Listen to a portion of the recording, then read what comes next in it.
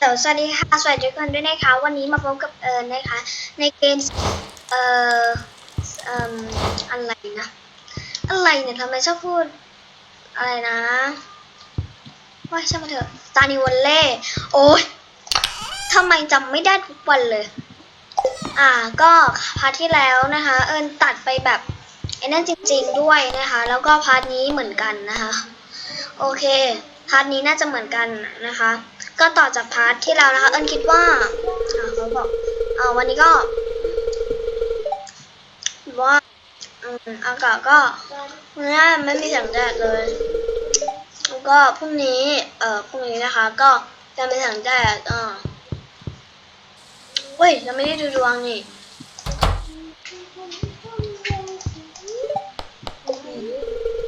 แล้วก็แบบยังไงมันก็ไม่รู้แบบว่าวันนี้ก็น่าจะมีอะไรคอยขัดขวางไม่รู้น่าจะไม่ใช่เนอะอันนี้อะไรเนี่ยอะไรอะไรวะโรบินมาจากไม่ใช่นี่มาจากใครไม่รู้นะเฮ้ยมาจากวิทยาวันนั้นเปล่าดูก่อนนะไม่ใช่มาจากใครวะรู้จักเปล่าเป็นตัว M นะนี่โรบินนะคะโรบินมาจากใครวะเอ็ม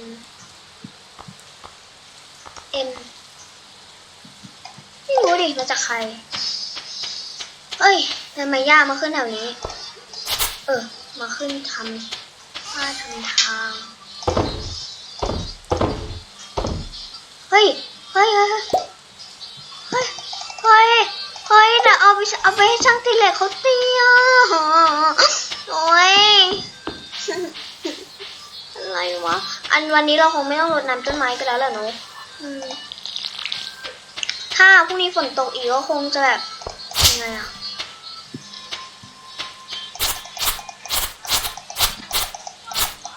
ไม่แน่ใจนะคะวันนี้เราจะเป็นลมอีกเปล่า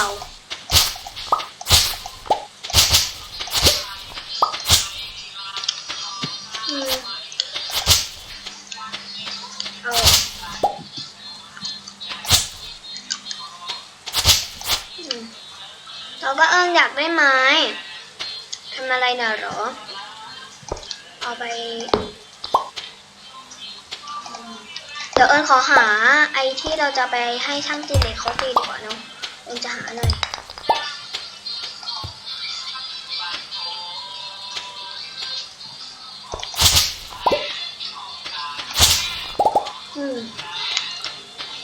เราจะเอาไปขายเอาไปคับกล่องกันดีกว่าเนาะก็ไม่แน่ดิว่าเราจะไปคับกล่องเรื่องอะไรนะคะเอิญเห็นแล้วอยากเคียวจริงมาถึงตรงนี้ด้วยว้าว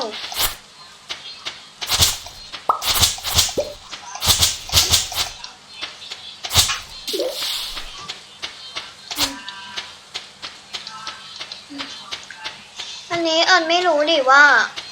เขาจะออกมาไหมแต่เอิญคิดว่าเอิญอยากจะไปหาเขาเอิญมีตังค์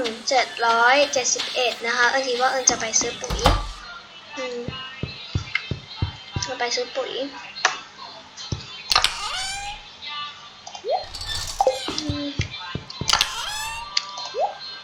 พักผ่อนเตียง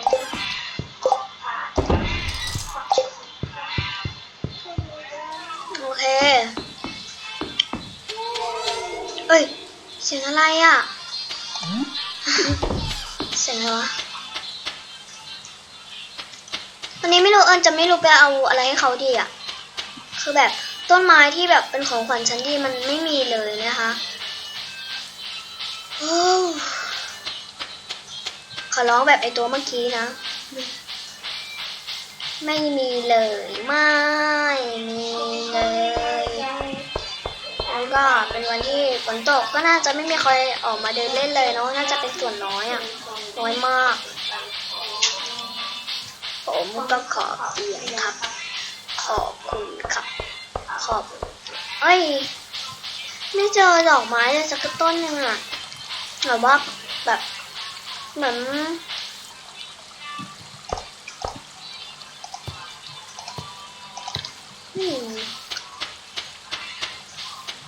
เฮ้ย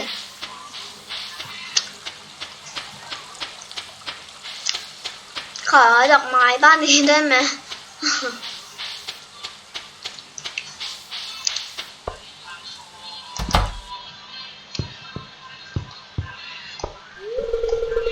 เฮ้ยอะไรเนี่ย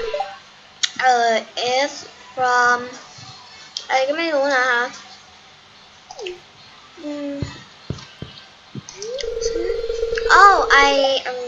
อะไรก็ไม่รู้ my day อ๋อพรุ่งนี้เหรอทำไมอ่ะ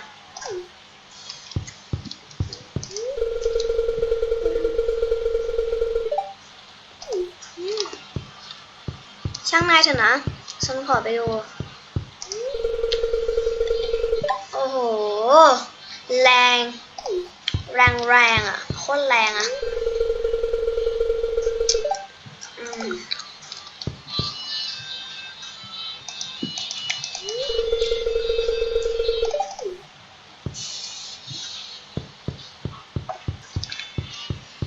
คนนี้จำหน้าไม่ได้แล้วอ่ะอะไรวะเฮ้ยใครวะวิก็หล่อนะแต่ไม่รู้จักบ้านเขาอะโอ้โหร้ายแรงไม่ต้องหรอกเฮ้ย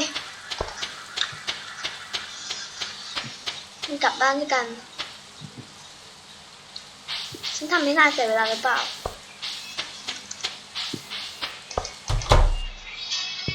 อ้าว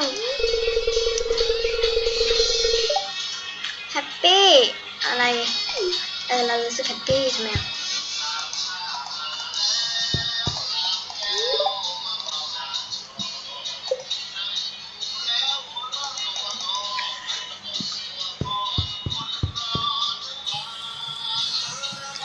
โอ้ยหาดอกไม้ไม่เจอเลยวันนี้เราคงไม่ทำอะไรหรอกคะวันนี้ก็แต่แค่เรามาซื้อปุ๋ยใช่ไหมไปซื้อปุ๋ยกันดีกว่าไม่อ้าวก็อันนี้2เนี่ยแล้วก็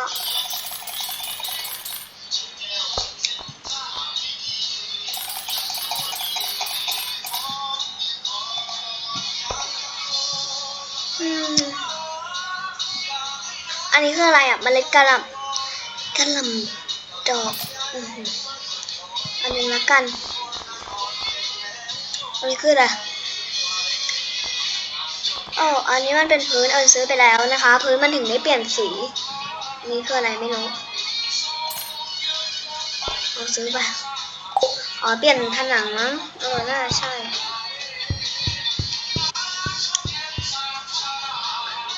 ไม่บอกชื่อด้วยนะ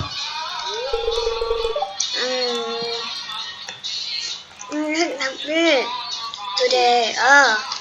ไรก็ไม่รู้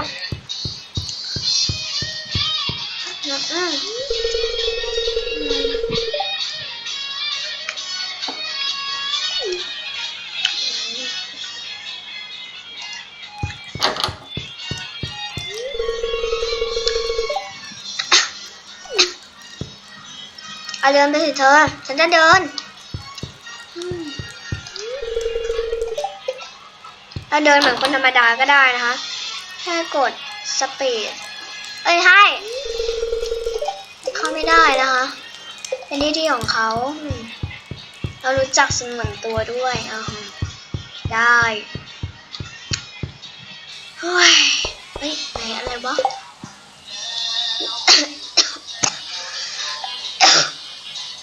ไม่ได้สนใจงานวันเกิดของเขาเลย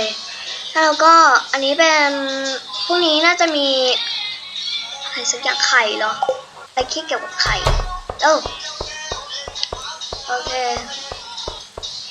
โอเคเรามา